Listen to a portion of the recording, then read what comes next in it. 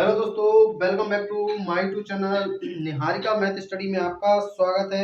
आज मैं आपके बीच मैथ का जो क्लास 10 की एनसीईआरटी न्यू बुक है उसके बीच 2024 के अंतर्गत जो न्यू बुक आई है उसके बीच में आज आपके बीच मैथ डिस्कस करूंगा। तो प्रिय स्टूडेंट, आज मेरे साथ आप कक्षा 10 का मैथ पढ़ें, घर बैठे ऑनलाइन स्टडी का मजा लें। तो चलिए ध्यान से समझना, इस सवाल बहुत ही महत्वपूर्ण है। ये सवाल बहुत ही महत्वपूर्ण होने वाला है, तो वीडियो के अंत तक जरूर बने। चलिए ध्यान से समझना, और अगर आपको वीडियो अच्छा लगे तो आप अपने दोस्तों के साथ भी शेयर कर सकते हो, क्योंकि आपके दोस्त घर बैठे ऑनलाइन स्टडी का मजा ले सकते हैं। तो चलिए ध्यान से समझना, स्टेप बाय स्टेप समझते चलना, क्योंकि आपको हर एक स्टेप आपके लिए महत्वपूर्ण हो जाता है। अगर आप एक स्टेप गायब कर देते हो या थोड़ा सा भी स्टेप अगर आगे निकाल के आप जल्दी स्पीड से काट देते हो तो आपको समझ में नहीं आएगा। इस बात की मैं 100% गारंटी लेता हूं कि आपको समझ में नहीं आएगा। तो आपको प्रत्येक स्टेप को समझते चलना। देखिए लिखा है सवाल नंबर 2 में, जिस समीकरण को हल करें तथा m का मान जो दिया है y बराबर mx प्लस c ज्ञात करें। मतलब जो mx है, mx प्लस c, तो जो m का मान निकालना है, कुल मिला के हमें m का मान हमें यहाँ पर निकालना है। तो m का मान किस प्रकार निकालेंगे वो आपको ध्यान से समझते चलना है, 1 बाय 1 स्टेप समझते चलना है। तो ध्यान से देखिए, तो देखिए ध्यान से, mx प्लस c दिया है इसमें, mx प्लस c नहीं है, mx प्लस 3 दिया है। कितना दिया है? हाँ वही तो मैं सोच रहा था, यहाँ पर डाउट सा लग रहा है कि c का मान क्या होगा। mx प्लस 3 दिया है। क्या दिया है? mx प्लस y बराबर mx प्लस 3 में रखने पर, जिसमें रखेंगे मान और हमारे पास जो m का मान है वो m का मान निकल आएगा, सर्टिफाइड हो जाएगा। तो चलिए डायरेक्ट चलते हैं, हम अपने सवाल को शुभारंभ करते हैं। तो ध्यान से देखना, इसको मैं समीकरण नंबर 1 दे सकता हूँ, इसको समीकरण नंबर मैं 2 दे सकता हूँ। अब ध्यान से समझना, इसी को हम सॉल्व करेंगे। तो आपको किसी भी प्रकार का कोई भी स्टेप स्किप नहीं करना है, इसको आपको ध्यान में बात को रखना है। तो देखिए ध्यान से सवाल यहाँ पर लिखेंगे हम समीकरण नंबर 1 से, समीकरण 1 से। तो देखिए ध्यान से उसी को मेथड को कंटिन्यू करेंगे, प्रतिस्थापन विधि से हल करेंगे। ध्यान से समझना। तो देखिए समीकरण 1 से, देखिए समीकरण 1 उठाएंगे और से, अब 1 से क्या करेंगे, तो 1 उठा लेते हैं। तो समीकरण हम 1 जी उठा लाए, जी लाया हम 2x और प्लस का 3 और y इक्वल टू आ जाएगा हमारे पास 11 हो जाएगा। ठीक है, इसके बाद हमें चाहिए x का मान, तो 3x का मान निकालो या y का मान निकालो, हमें तो x का चाहिए तो हम उसे भेजेंगे इसको। तो देखिए 2x इक्वल टू 11 और 11 के बाद जिस तरह जाएंगे तो माइनस के 3 और y हमें चाहिए x का मान, तो 2 को भी भगाओ उस तरफ। तो x इक्वल टू 11 और माइनस 3 y और बटे 2, इसको हम समीकरण नंबर 3 दे देते हैं, इसको हम समीकरण 3 दे देते हैं। अब देखिए ध्यान से, x का मान, अब x का मान आ गया, 1 से लेके चलिए समीकरण 3 बन गया, तो x का मान समीकरण 2 में रखने पर रखते हैं 2 में। तो हम लिखेंगे, क्या लिखेंगे, दीवार लिखेंगे, x का मान समीकरण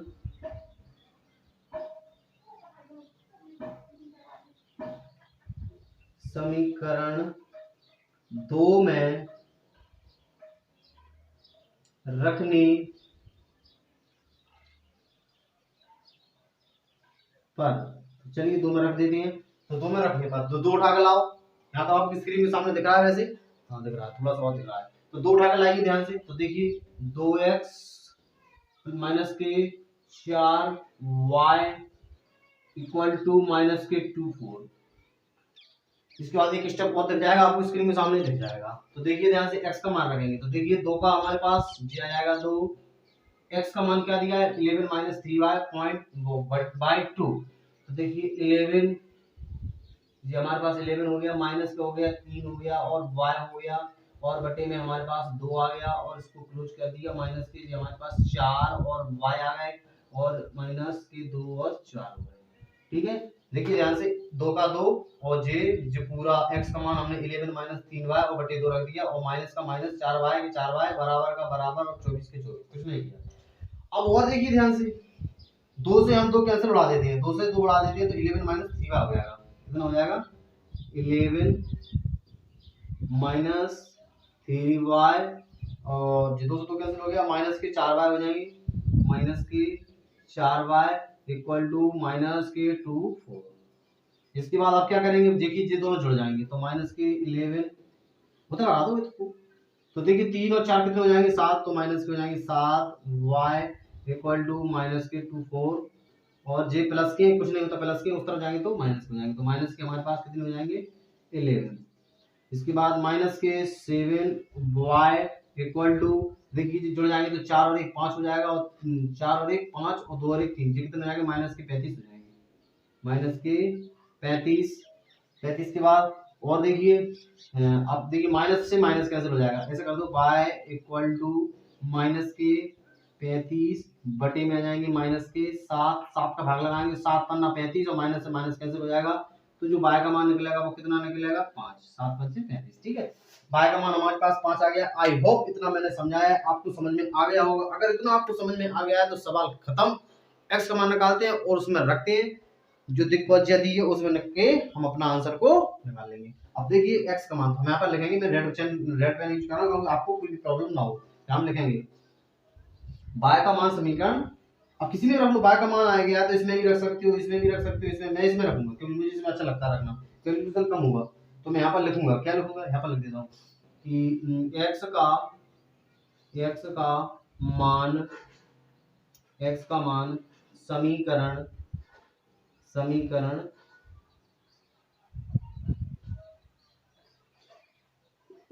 3 में रखने पर, चलिए रख देते हैं 3 कहाँ उठा गए, इसको x equal to 11 minus 3 y बटे 2। ठीक है, x इक्वल टू 11 माइनस 3 और भाग मान निकाल कितना निकाल लिया 5, यहाँ पर रख देंगे हम 5 और पूरे के बटे में 2। यहाँ से देखते चलना, खत्म है हमारा सवाल। देखिए 11 के 11 हो जाएंगे हमारे पास, 5 है जो हो जाएगा हमारे पास 15 और बटे में आ जाएंगे हमारे पास 2।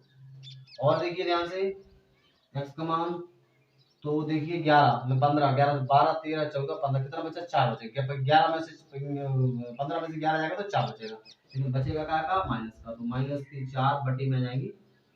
ठीक है, माइनस की 4 बटे में 2 मतलब x का मान कितना आ जाएगा माइनस की। ठीक है, तो y का मान कितना आ गया हमारे पास, y का मान g आ गया, और x का मान कितना आ गया हमारे पास, x का मान हमारे पास g आ गया। ठीक है, आई होप इतना मैंने आपको समझाया है, आपको समझ में आ गया होगा।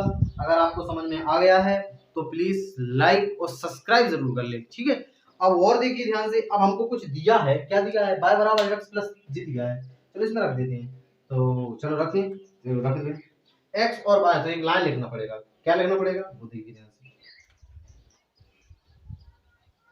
x और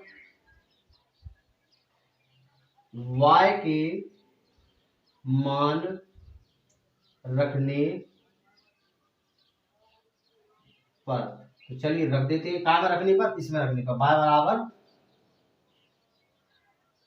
mx प्लस 3, y का मान कितना है 5, तो 5 हो जाएगी, और m का मान पता नहीं है, x का मान कितना है माइनस के 2 और 3 का 3, 5 के 5 जो हो जाएंगे माइनस के 2m, 3 के 3 इस तरह भेज दो, तो देखिए ध्यान से 5 माइनस के 3 इक्वल टू माइनस के 2m, उस तरफ से जाएगा तो 2 बच जाएगा, इक्वल टू ये 2 माइनस 2m और ये इतना m हो जाएगा। ठीक है, और इसके बाद अब देखिए ध्यान से, तो अब देखिए 5 में से 3 2 चला है, अब देखिए 2 हमें m का मान चाहिए तो 2 आ जाएगा बटे में, तो देखिए कितना हो जाएगा 2 बटे 2, लेकिन माइनस का इक्वल टू हो जाएगा हमारे पास m, माइनस से माइनस कैंसिल होगा, तो माइनस से जैसे माइनस कैंसिल हो जाएगा तो जो हमारे बीच m का मान आएगा वो कितना आएगा, तो इतना आपको स्क्रीन के सामने जैसे दिख रहा होगा, हाँ दिख रहा है इतना स्क्रीन के सामने, तो एक स्टेप और लगना है, तो देखिए एक स्टेप क्या आएगा m इक्वल टू 2 से 2 कैंसिल हो जाएगा तो माइनस का 1। आप अपनी जो उत्तरमाला है उत्तरमाला में भी आप चेक कर सकते हो, तो यही आपका आंसर आया होगा -1। ठीक है, आपको स्क्रीन के सामने दिख रहा है, वैसे दिख रहा होगा, हाँ दिख रहा है, तो ठीक है, तो यही हमारा राइट आंसर हो जाएगा। आपको जो मैंने समझाया है वो समझ में आ गया होगा, ऐसी मैं आपसे आशा कर सकता हूँ।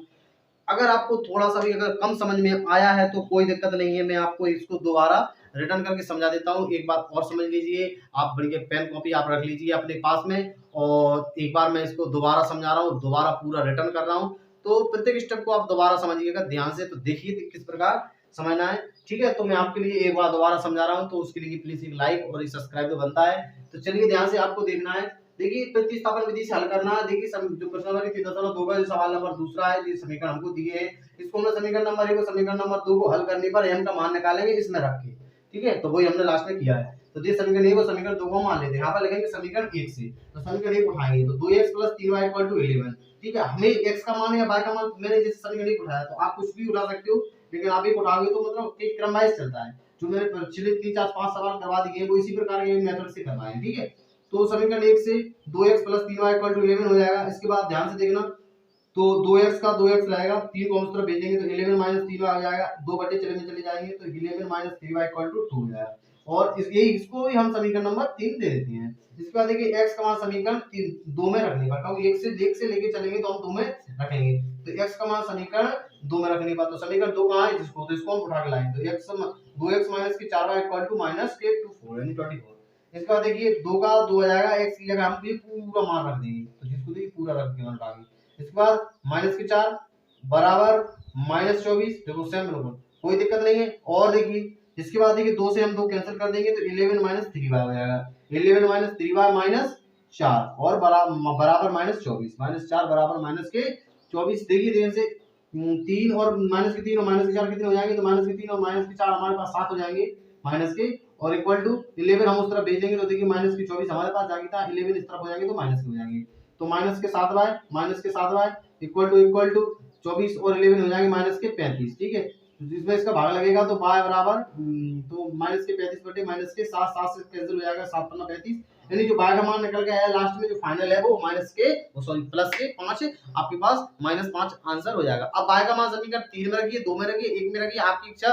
तो मैं आपको सजेशन यही दूंगा कि आप 3 में रखिए, क्योंकि 3 में कैलकुलेशन कम करना पड़ता है, यहाँ से यहाँ तक आंसर आ गया, इसमें कैलकुलेशन हो सकता था ज्यादा करना पड़ता, तो आपकी इच्छा है, कोई दिक्कत नहीं है। तो आप जहां पर रखना है वहां पर रख लीजिए, तो मैं रख दूंगा 3 में, तो x का मान समीकरण 3 में रखने पर देखिए x = 11 - 3y/2, 11 - 3y/2, तो देखिए x 11 का 11 रहेगा, माइनस का माइनस रहेगा, 3 का 3, और y का मान कितना, y का मान हमारे पास 5 दिया है, तो जैसे हमारे पास 5 हो जाएगा। इसके बाद x का x = देखिए 11 का 11 माइनस का माइनस, 3 2 5 हो जाएगा हमारे पास, 15 बटे में 2, बिल्कुल कोई दिक्कत नहीं है। x का x = 11 में से 15 में से 11 जाएंगे, तो 15 में से जैसे 11 जाएंगे तो हमारे पास माइनस के 4 बचेंगे, क्योंकि ये 15 बड़े हैं उसी को चल लिया जाता है, तो माइनस के 4 बटे में 2 चल रहे हैं, 2 का हम भाग देंगे 4 में, तो कितना हो जाएगा, x बराबर -2, इतना आपको समझ में आ गया होगा। अब जो x और y के मान आपके पास हो गए हैं, इसको हमने हल कर लिया है, प्रूव कर लिया है, इसके बाद जो दिया है उसको हम निकालेंगे, तो x और y के मान रखने पर, तो किसमें रखने पर, y बराबर mx + 3, तो y बराबर mx + 3 में रखने पर, तो देखिए x का मान समीकरण जो लगा, y बराबर mx + 3, y का मान लगा 5 बराबर का बराबर y का m, x का मान -2 और प्लस का 3। इसके बाद देखिए y का मान 5 दिया है, और जे m का मान m और x का मान 2 और जे प्लस के 3 के 3, इसके बाद 5 का 5 बराबर का बराबर, और m का गुणा हो जाएगा 2 में, तो माइनस के 2m हो जाएंगे, और प्लस 3 के 3 हो जाएंगे, इसके बाद 5 का 5 हो जाएगा, और इसके बाद देखिए 3 को हम इस तरफ उठा ले आएंगे, तो 3 प्लस के इस तरफ होंगे तो माइनस हो जाएंगे, तो 5 - के 3 = -2m। इसके बाद 5 में से 3 जाएंगे तो हमारे पास 2 जाएंगे, और बराबर हो जाएगा, और 2m के 2m हो जाएगा। इसके बाद देखिए 2 लिखा है बटे में, गुणा में तो भाग में आएगा, तो 2 बटे में 2 हो जाएंगे, माइनस आगे लगा हुआ है, और बराबर m, हमें चाहिए m का मान, तो 2 से हम भाग देंगे तो 2 एकम 2, तो यानी माइनस का क्या बचेगा, 1 बचेगा, और यही हमारा राइट आंसर हो जाएगा। जो मैंने आपको 2 बार समझाया है, अगर आपको मेरी मेहनत अगर आपको अच्छी लगे, और आपको अगर ऐसा लगता है कि हाँ इनका जो चैनल है वो सब्सक्राइब करना चाहिए, तो जरूर करें, और अगर नहीं लगता है कि इसको चैनल नहीं सब्सक्राइब करें तो कोई दिक्कत नहीं है, आप नहीं कर सकते हो। ठीक है, अगर अच्छा लगे तो सब्सक्राइब जरूर कर लें, और अपने दोस्तों के साथ शेयर करें, ताकि वो अपने घर बैठे अपने जो क्लास 10 की जो 2024 की न्यू बुक लॉन्च हुई है उसके आधार पर मैं पढ़ाऊंगा, तो उसको प्रत्येक स्टेप समझ में आए। तो चलिए मिलते हैं नेक्स्ट वीडियो में, तब तक के लिए धन्यवाद, गुड इवनिंग।